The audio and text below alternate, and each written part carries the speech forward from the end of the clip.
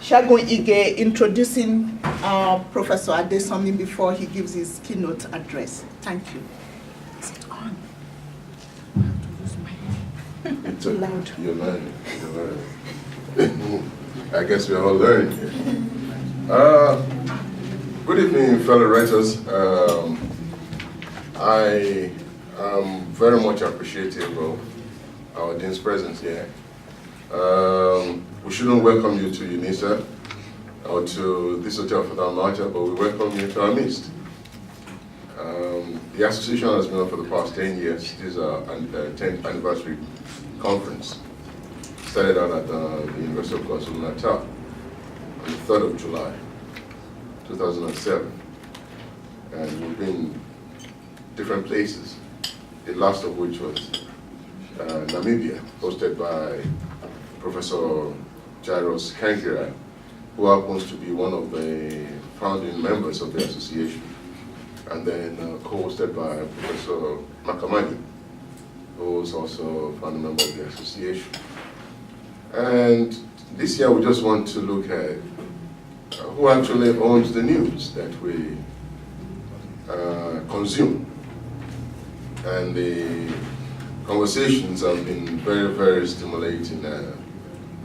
Dr. Alexander just remarked that today was really, really good, and very much so. So thank you all very much for coming.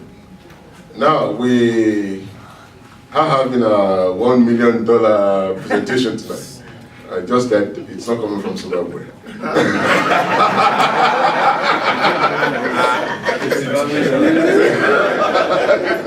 The president has donated 1 million. If it comes, then we'll make you something. Well, Pius and I have been friends for over almost 20 years now. Yeah. We got to meet at Natal University at the time of the writer. What brought my attention to,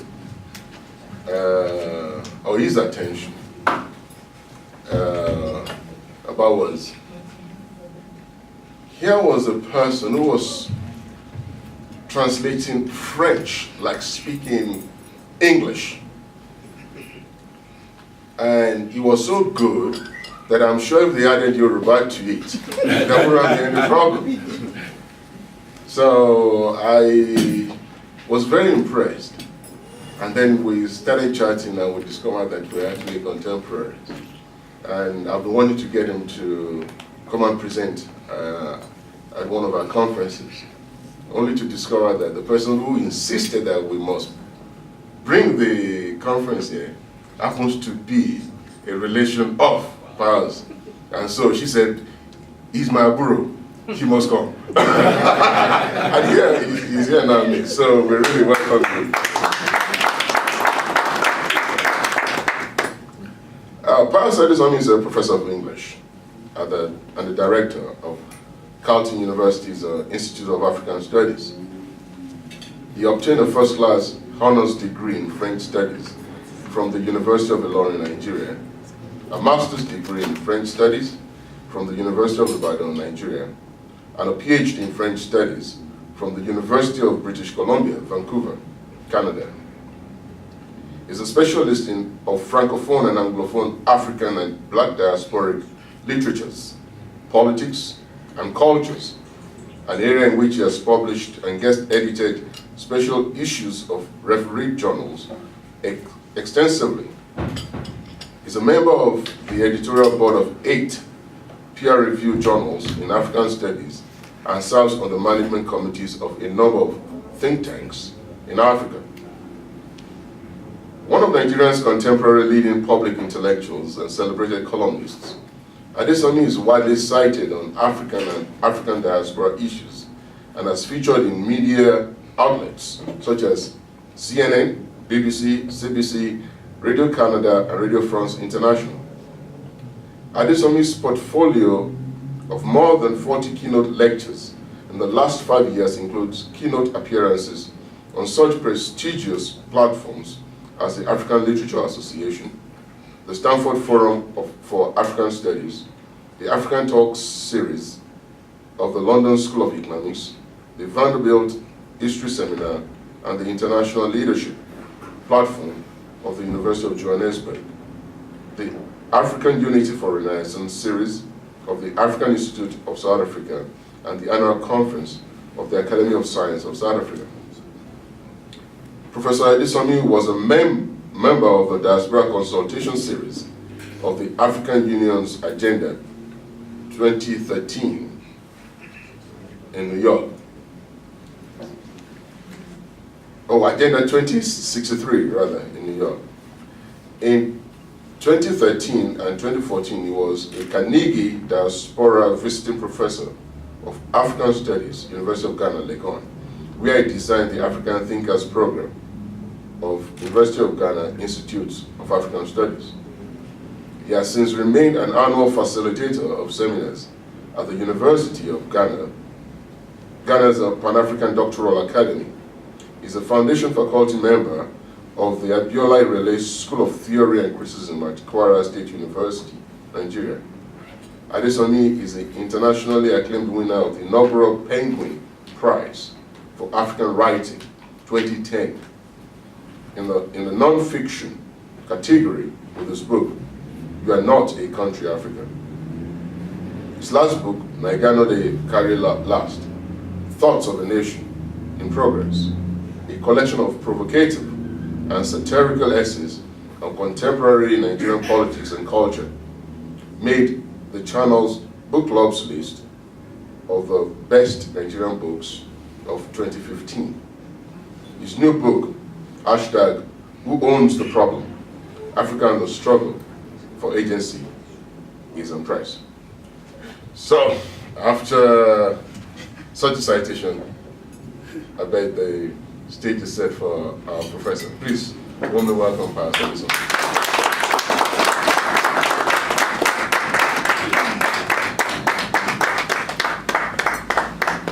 Thank you very much.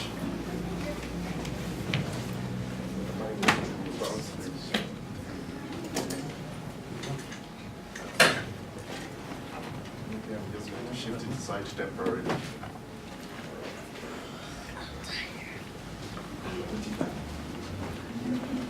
Say something.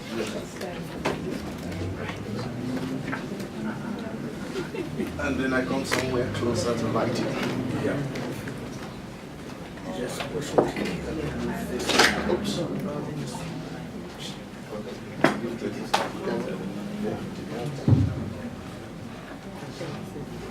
Not just the light.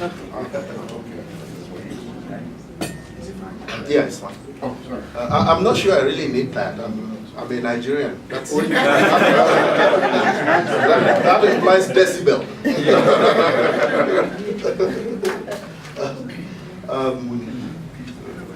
Well, thank you very much, Shegun. I'd like to do some house clearing before we get started, because I'd be remiss if I didn't take care of some business. You mentioned one of the initiatives that I've been involved in 3 years ago. We started the Abiola Irele School. But yesterday we gained an ancestor,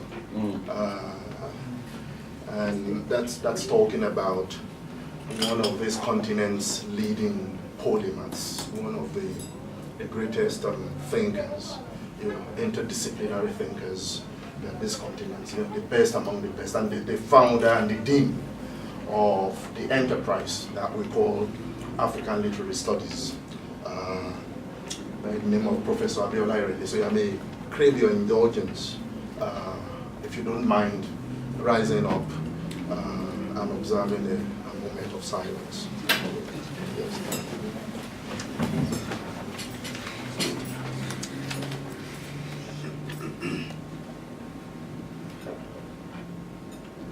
May the new ancestor smile on us and continue to guide us.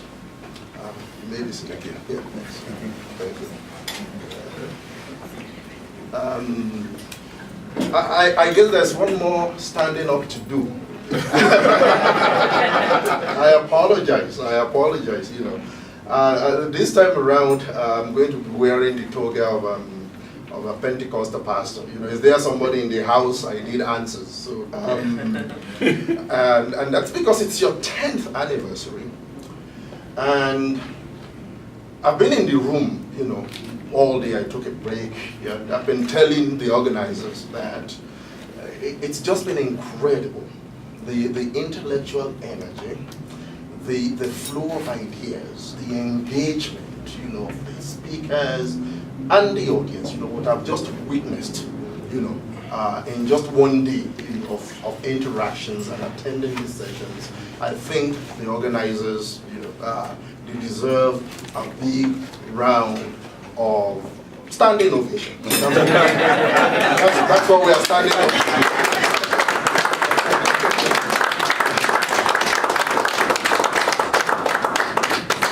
Thank you very much. Yeah. And on a personal note, of course, I want to thank Sheikh and my auntie and members of the committee, you know, for the exceptional privilege. I mean, what a privilege, you know, being able to stand here and share some thoughts with you. And I was very happy listening to all of the presentations, because when you are a keynote doing the gala, I mean, I almost feel like saying that everything I prepared here has been touched on or spoken about or mentioned, you know, by so many of the numerous speakers. So I find so much intersectionality going on. So it speaks to an incredible convergence of opinions among all the people you have assembled. So if it seems familiar, that's because you have brought together, you know, an excellent cast of researchers and thinkers. Thank you very much. I've entitled this Africa and the Single Names of Post-Globality, Rhetoric and Responsibility. Two of the most famous heroes in African fiction have their destinies tied to and sealed by rhetoric, and I don't think it is a narrative happenstance. I am sure that I do not have to introduce Ogbuefi Okonkwo to a distinguished audience such as we have here today. His residential address is in Chinua Achebe's Things Fall Apart, a novel which eminent literary scholar Simon Gikandi credits with having invented African culture. Is it all right at the back? Okay, thank you. At crucial points in his life, rhetoric fills Okonkwo with tragic consequences for himself and his society. Okonkwo is not even the proverbial patriarch who, lacking the gift of rhetoric, claims that his neighbor has said all he wants to say at the Council of Elders. Rather, our enigmatic hero is a short-tempered man who on every occasion sees brute force as a replacement for rhetoric.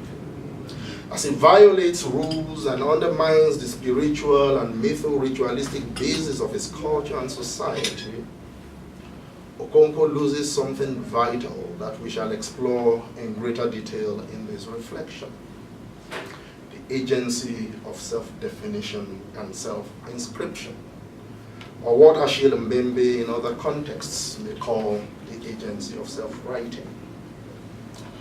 But let us leave Okonkwo for now and take a look at his next-door neighbor, Ogbuefi Ezeolu, whose residential address is in Chinua Achebe's Arrow of God.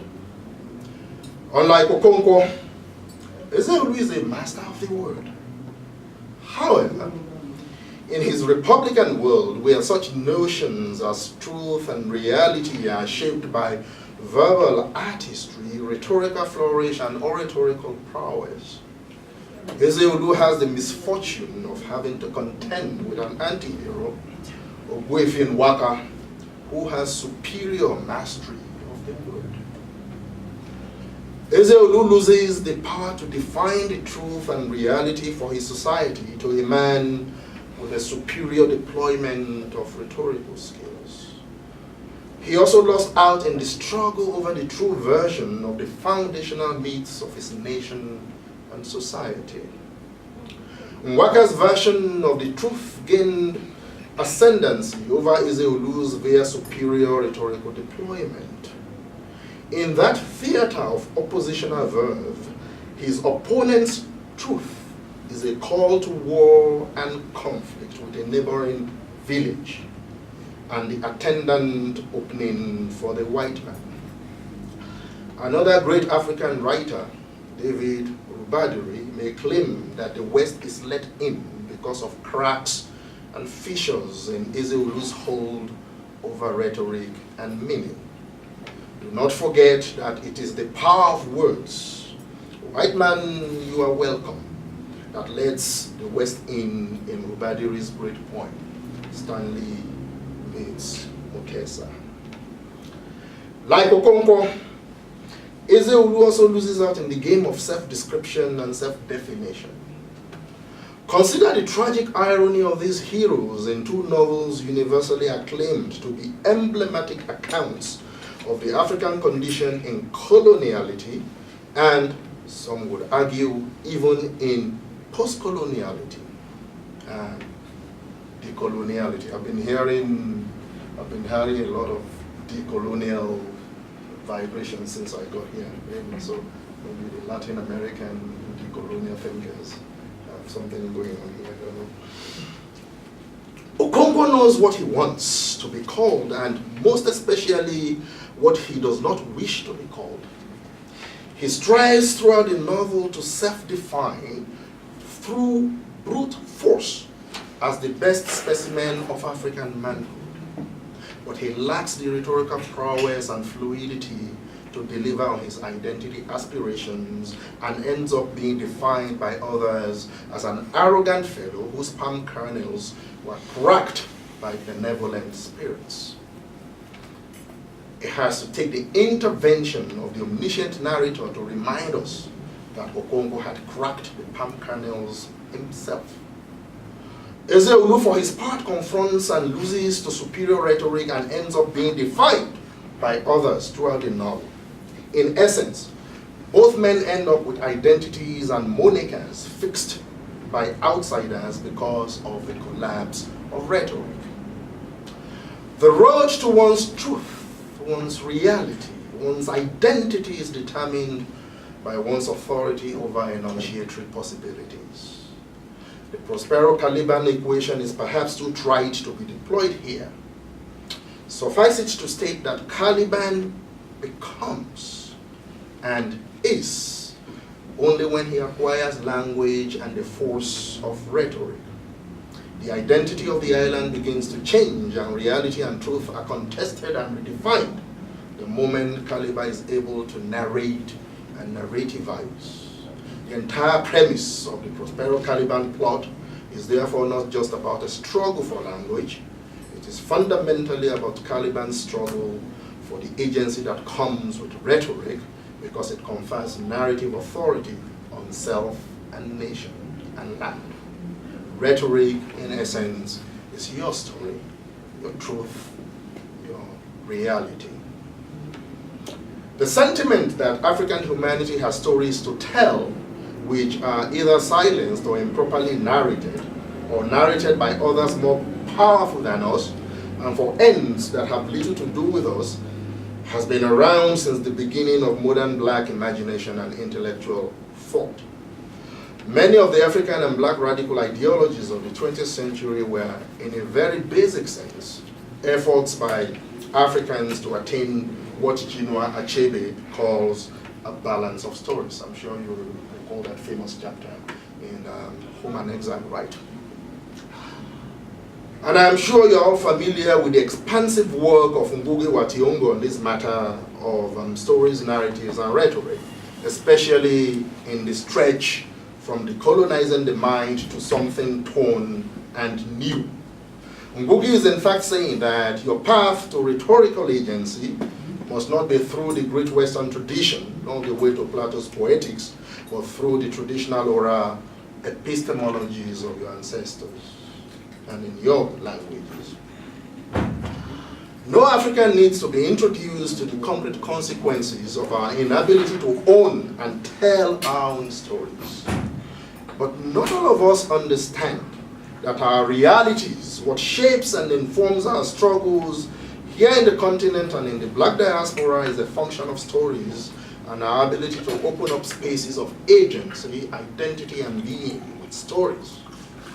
I'll give you 2 examples to illustrate what I mean. And this is where I begin to join my brother Fred Kumalo, the storyteller. So I'm not just a theorist, I'm also a storyteller.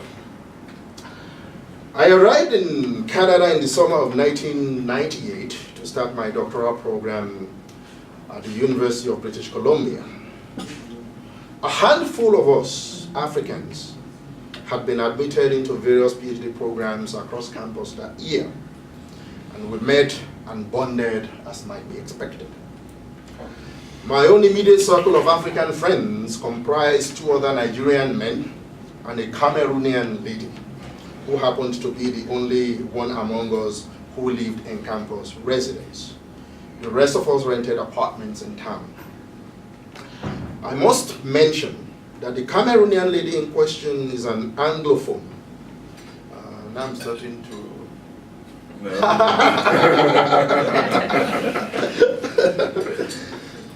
Anglophone Cameroonians had been part of Nigeria before colonial mapping and remapping eventually dumped them in Cameroon as an Anglophone minority fish in a massive Francophone sea. You know, and sometimes even the Francophones can just jump up and say, these Anglophone minorities, they don't need internet in the 21st century. Let's shut them out for 3 months or 5 months. In essence, Anglophone Cameroonians still share considerable cultural commonalities with the peoples of Nigeria's deep south, especially cuisine. Our Cameroonian colleague was a great cook. Her residential apartment on campus became a regular stop for those of us who were lazy bachelors in the community of African doctoral students. She was constantly treating us to jollof rice, fufu, gusi, obono, 4 euro, you know, and urishi. Roundabout. Mr. President, is that what we are? Oh, yeah.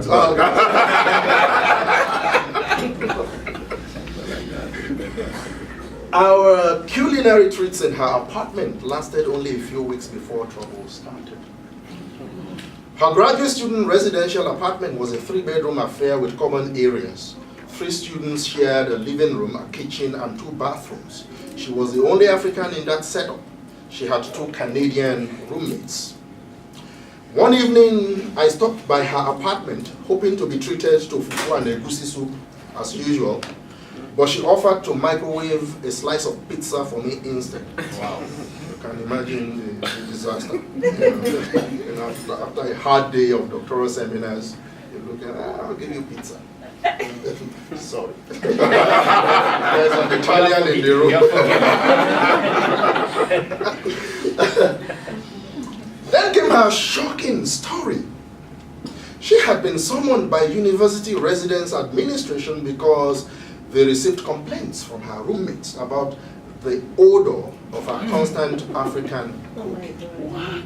She was advised to somehow tone down the odor of her food and cook in such a way as not to inconvenience her roommates.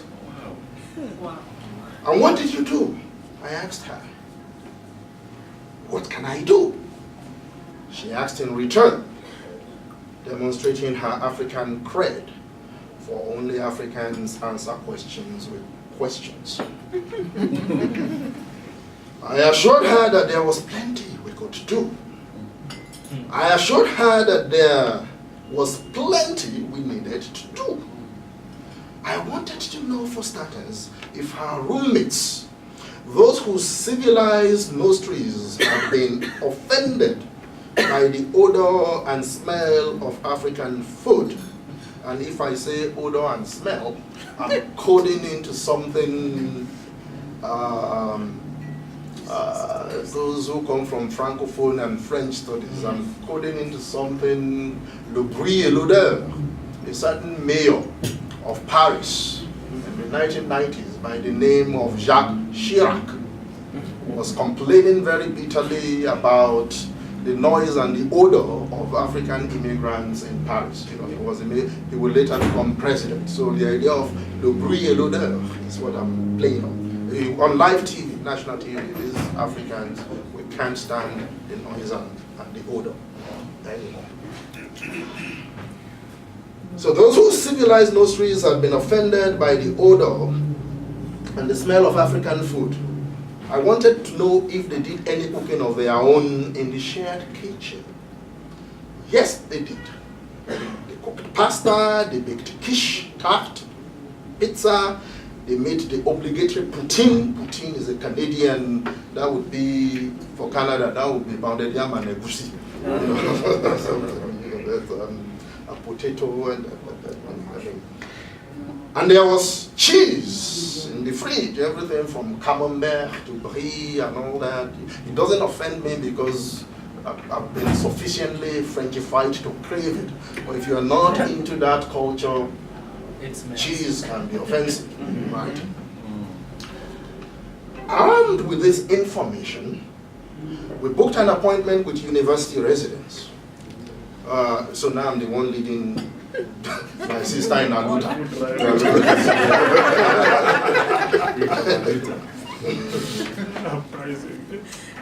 When we got there, I had a few questions for them. I wanted them to explain to me how they arrived at the determination that Canadian cuisine had an aroma, while African cuisine had an odor.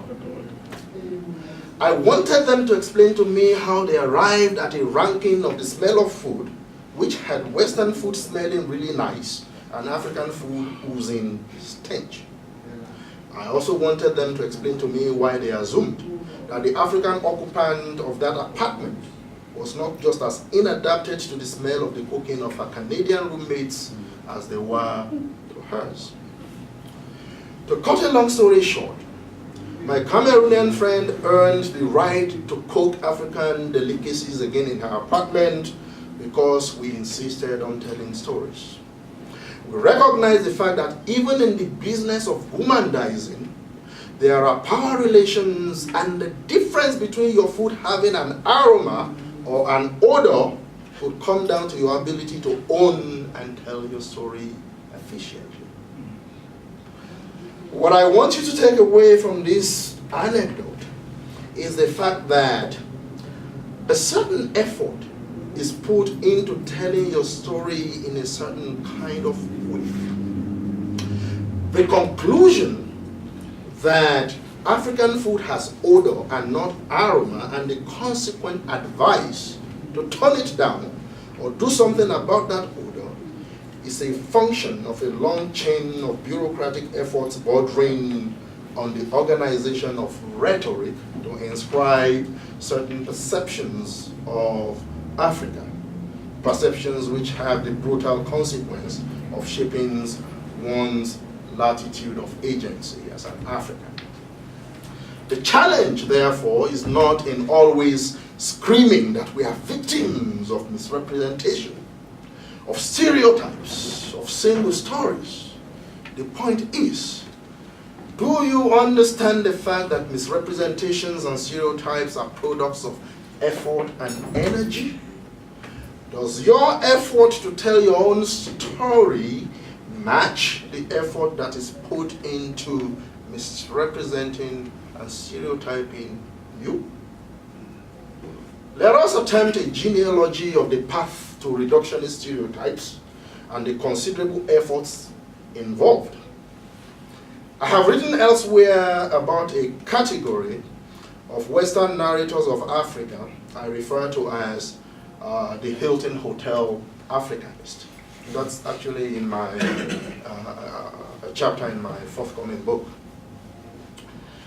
This is the journalist or writer or scholar or documentary maker or adventurist or charity worker or aid worker or development worker or expert or expatriate who arrives in any of the capital cities of the African continent, checks into the Hilton in town, and gets to work. Getting to work means getting organized so that eventually our Africanists will be able to start sending dispatches back to New York Times or the Globe and Mail or CNN or Washington Post and the like. However, if you have been to the Hilton in any African capital, these hotels are always located in very posh and swanky areas of town. When an Africanist wakes up in the morning and opens his Hilton hotel window, the view of Africa which greets him is malls and skyscrapers and fast-moving luxury cars on glossy roads telling stories of hypermodernity. The Africans he has met thus far in this setting are way beyond his pay grade. They can employ him very easily. Yet, when he sends his dispatches about Africa back to Europe or America, nothing of this Africa he sees from his Hilton hotel window is present in the report. All that is left is Ebola, AIDS, Boko Haram, wars and conflict, hunger and malnutrition. All that is left are malnourished and naked children with eczema-ridden skin, mucus-filled noses, studying under a tree using wooden slates donated by UNICEF. All that is left of South Africa are xenophobia and the lions of Kruger National Park. If you are lucky, a generous chronicler of South Africa for the world may add that in addition to xenophobia and lions, your biltong is also delicious. How does this happen? It means that from his base in the Hilton Hotel, this Africanist organizes expeditions into the Africa he has come to look for, hiring local agents to take him to locations of poverty and despair, of untamed wildlife and nature, completely ignoring the modernity to which he returns in the capital every evening. In essence, it takes a lot of effort to produce a documentary reducing you to Ebola. It takes a lot of organization to send a dispatch back to New York or London, reducing more than 1 billion people in 54 countries to hunger and malnutrition. It takes exceptional willpower and effort to close your mind and consciousness to all the postmodern gloss you see around you in the neighborhood of your Hilton Hotel in Abuja or Nairobi or Johannesburg, just because you're fixated on making poverty porn for consumption by Western audiences. It takes effort and considerable organization and diligence to tell or distort your stories. Once your story is distorted, your world is equally distorted. Does Africa understand that it also takes effort and organization and dedication to tell your own truths? I think somebody in Africa understands this better than we do. And that somebody is called China. Many of you here, you are aware that there is a story called China in Africa. And we've been talking about it today. This has been the dominant story out of Africa in nearly a decade. Everybody is talking about China in Africa. The West has also been doing a lot of talking about China in Africa. And the West has been saying that the sky is falling. All the usual spokespersons of the West have been demonizing China.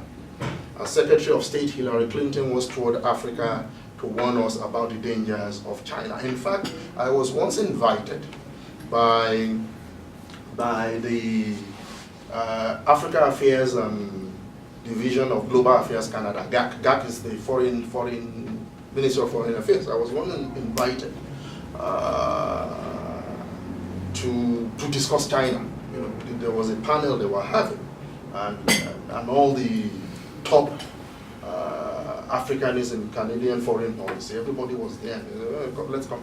And then I got there only to discover that what I had been invited to really do is people wanted to pick my brains about, the dangers of China to Western interests, and so it wasn't really about, so, these anxieties about China as they are. So of course we know that the West is not sensitizing us to the dangers of dalliance with China because she loves Africa so much. It is the fear of competition and displeasure at being overtaken by China in the scramble for the resources of Africa that is determining the way in which the West is shaping the story of China in Africa. What did China do? And there are lessons for Africa there. Somebody in Beijing apparently decided that they were not going to let the West tell their story in Africa. They decided that they would not let the idea of China in Africa be shaped exclusively by CNN, BBC, France 24, the New York Times, Washington Post. They invested heavily in CCTV Africa, China's answer to the West's global cable television machine. CCTV Africa is heavily subsidized by China. It is as popular as Al Jazeera here in the continent. Yet the sole ideological function of that television is to enable China tell her own story. In fact, I discovered this in a very funny way. When we, in 2015, Professor Femi, a famous Nigerian playwright, Femi Oshofiso, had joined us in Ilori for the inauguration of the Abiola Relay seminar, and he had flown in from Germany. He had been on a world tour of some kind, 5-6 months away from his apartment in Ilori, and he was telling this story. When he came back, his cable subscription, what's the subscription we use in South Africa? Yes. So everything had, of course, he hadn't paid in like 5-6 months. Nothing was working except CCTV. Except CCTV. So he was curious. So he phoned DSTV, what's going on? Why CCTV news, whether you like it or not, you are only to be told that you are getting it because it is subsidized by China. I thought it was a Nigerian thing till I got to Accra and noticed that once your DSTV or whatever goes off, CCTV is there, you must watch it. I got to Nairobi, same story. I said, okay. Now I've got to respect the Chinese here. So I have no money for cable. That is no longer the business. So you may lose CNN, lose BBC, or CCTV is there. And they're shaping, they're telling that story. China and Africa, they're shaping it. They're owning and possessing it. You must hear our perspective. Own that story, not CNN.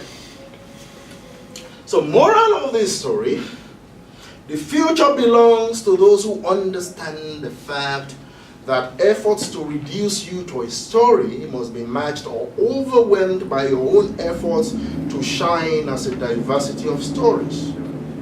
If this challenge is being met here in Africa, if it is being engaged with all our intellectual resources and potential, I am yet to see the evidence. Because we don't even have a truly continental, global media. We've been talking about news. This continent does not have one. Where is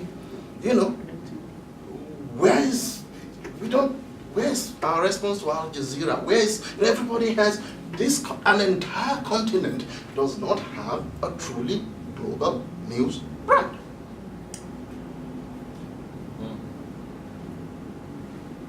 The folks at SABC love to think themselves along that line, but they're not even close. They're not even close. It's a continent. It's not on that. So how can you own a story when you don't invest in your own stories?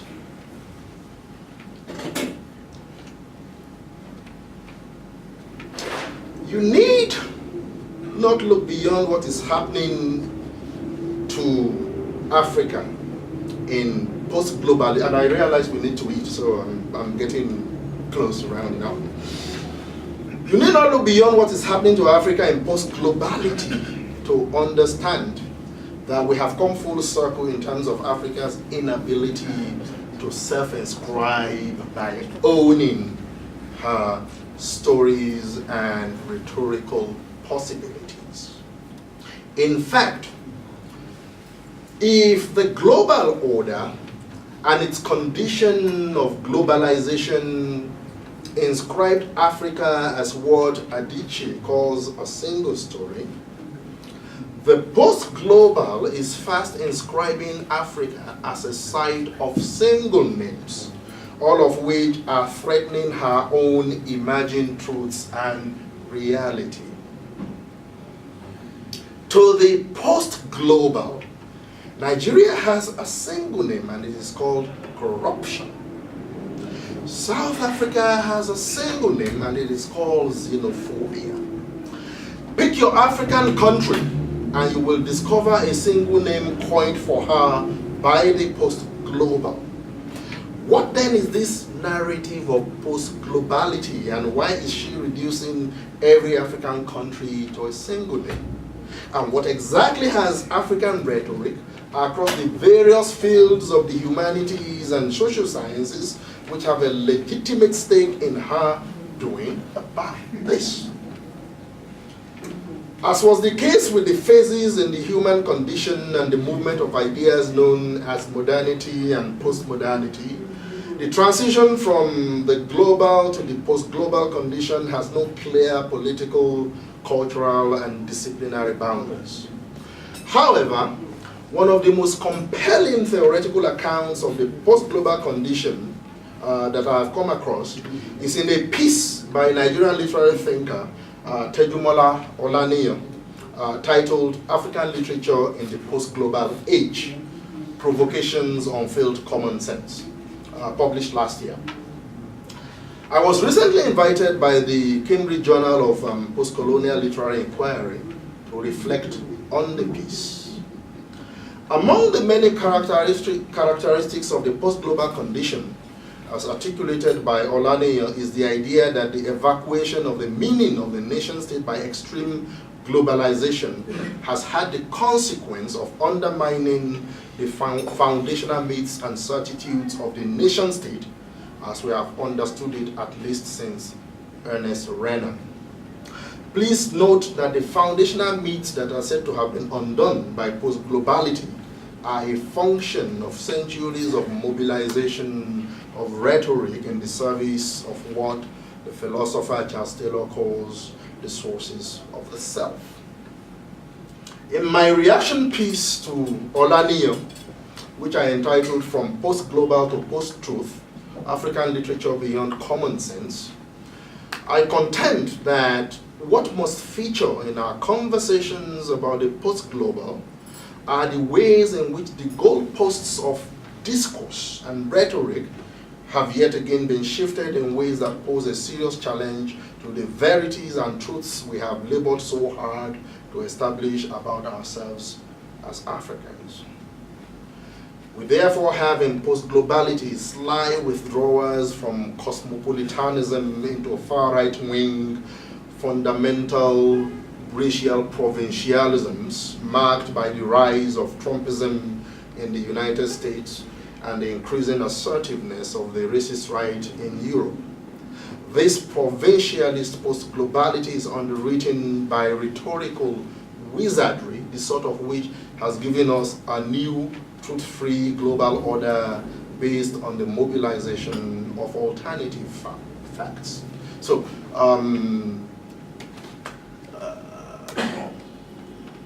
from the 19th to the 20th century, it's like all these discourses, negritude, Pan-Africanism, cultural nationalism, black discourses, black this, black that. At their core, you are contesting false narratives about yourself. You're trying to establish certain kinds of truths and verities about yourself. And just at the moment when you think, okay, there are certain certitudes about anything, then the goalpost, now we don't even have truths anymore, we have alternative truths. So the goalpost is shifted.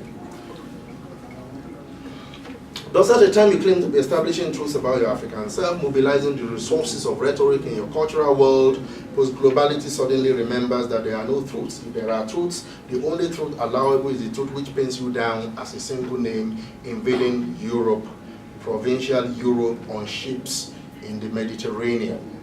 On that ship arriving on the shores of Italy and Spain with those who did not die are survivors who answer such single names as corruption, xenophobia, Ebola, tribalism, hunger, and disease. Post-globality says they are the new threat to a right-wing, provincialist, racially sectarian Christian West. Beyond shifting the goalpost and confining your agency within the strictures of single names, post-globality does something else. It gives your own discourses and rhetoric competition. For nearly a decade now, if not more, this continent has been grappling with a narrative called Africa Rising. We have written books about Africa Rising. We have organized scores of conferences about it. We have debated and post-debated it in academia. Our policy people across the continent have gathered in nice seminar rooms to debate and discuss Africa Rising. What we have never done is question the source and origins of Africa Rising as a rhetorical and ideological force field. I guess we are afraid to ask these questions because we already know the answer and we are scared of it.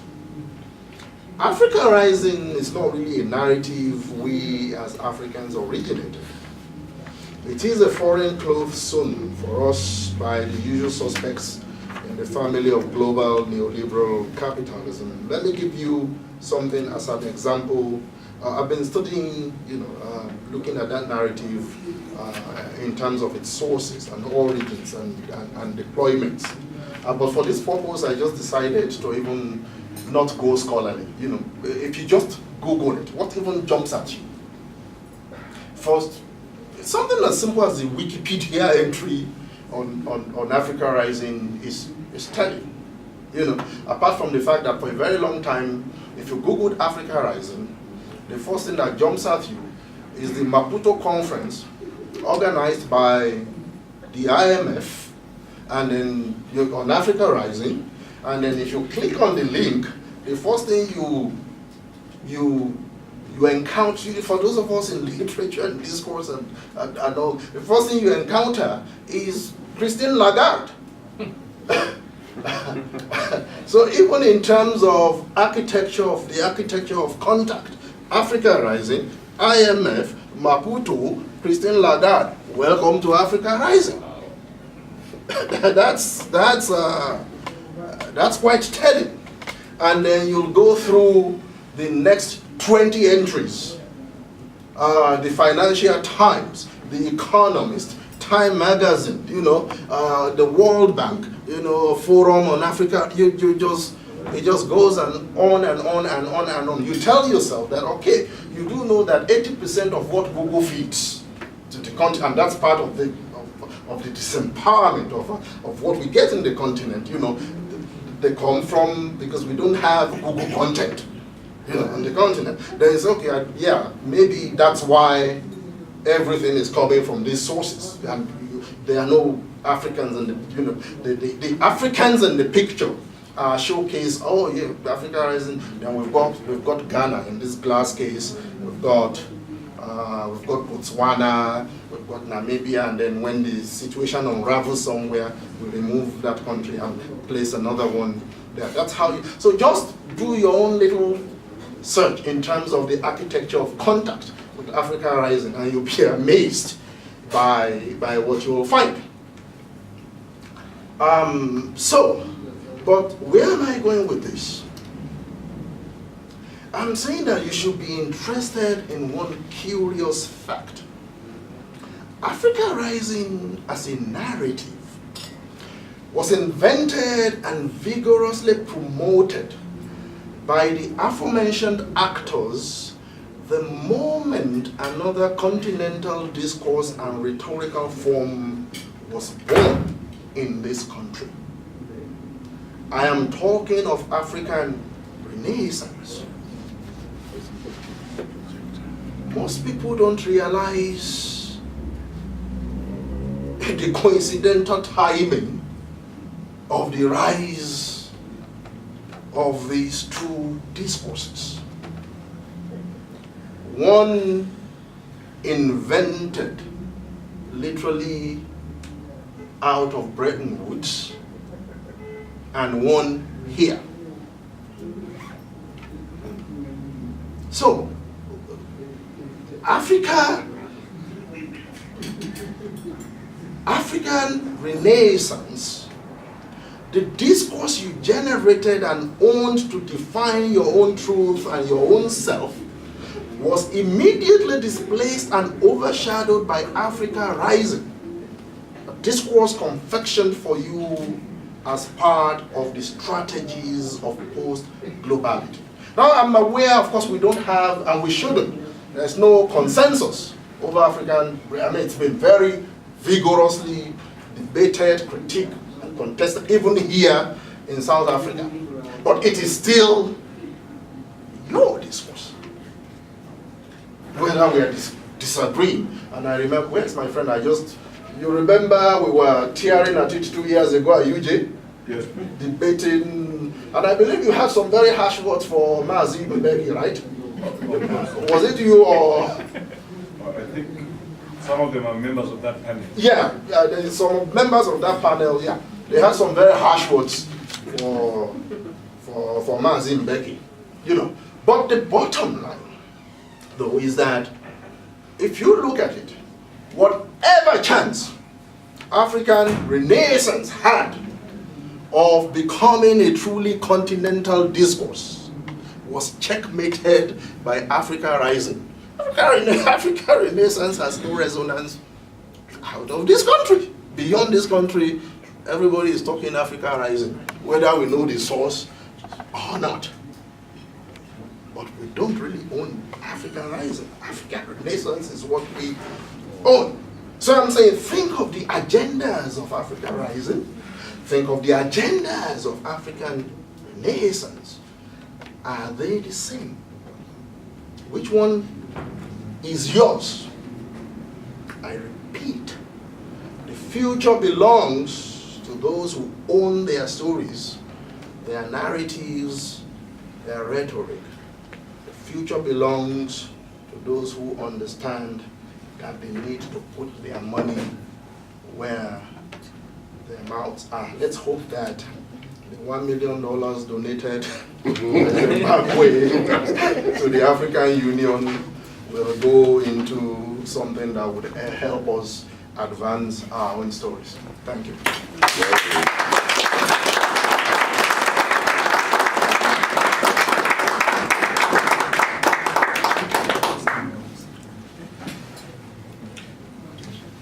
Well, I think that was $1 million lecture. I'm sure you concur with me. The challenge has been that we own our own story. And this has been in the public domain for a while. When Obama visited Africa, he said, Africa's future is in the hands of Africans. This has been reiterated today, and several other people. Ayete said African solution to African problems. And so tonight, it's the challenge is to the body how we craft, promote, and execute African discourses as we see it. We construct it for ourselves. It is our story. But except you have a strategic vision about it, it is really difficult. And that's one of the reasons why we're having this conference, so that we know exactly what to embark on in the next 10 years, and probably even further than that. Now, I know that we can smell the aroma.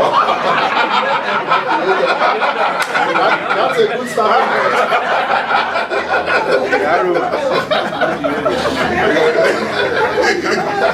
So we'll take a few questions, and then we can engage gentleman at the other end of the table.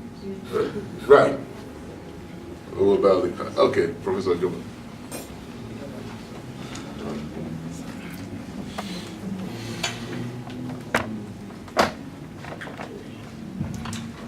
Thank you very much, Professor.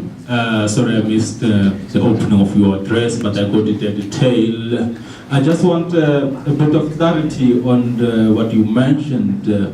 I think it's relating to what you said regarding the African Renaissance having been displaced by the African Risings. If you can just elaborate a little bit, because I was a bit lost on that. The African Renaissance having been replaced by the African Risings. And then the second question that I wanted to pose also is relating to xenophobia, because we have seen xenophobia, rearing its ugly head here in our shores in South Africa several times. And a lot of times, because I travel extensively and I've lived and worked in 5 different countries, and a lot of times people ask me, what's the cause of xenophobia in South Africa? So I find myself in that precarious position where I have to explain something that I don't really understand, because many of us don't really understand what is the real cause. The best that we do, we speculate and we allude to, because I have not come across any empirical studies on the real cause of what is termed xenophobia here. And I remember at one stage I was traveling in one of the countries and I took a public transport, and then the driver was sort of very nice to me, and then the moment the people in that mode of transport realized that I'm South Africa now, I was in a very difficult situation, because now they wanted to punish me for something that because they say, oh, from South Africa, you are the one who are treating our brothers, and but yeah. So I just want to pick up your thoughts on that, because me personally, I don't really. The best I do, I speculate on some of the causes of what we have seen happening, because it happened mostly, I believe, in the townships and all those areas, and we don't really know what are the issues, because many academics, critics, etc., they don't do empirical studies. And without empirical studies, it's very difficult really to pinpoint the issues. And then I am of a view that because of that type of lack of that research, we will never really solve the problem that we express. Thank you very much. Would you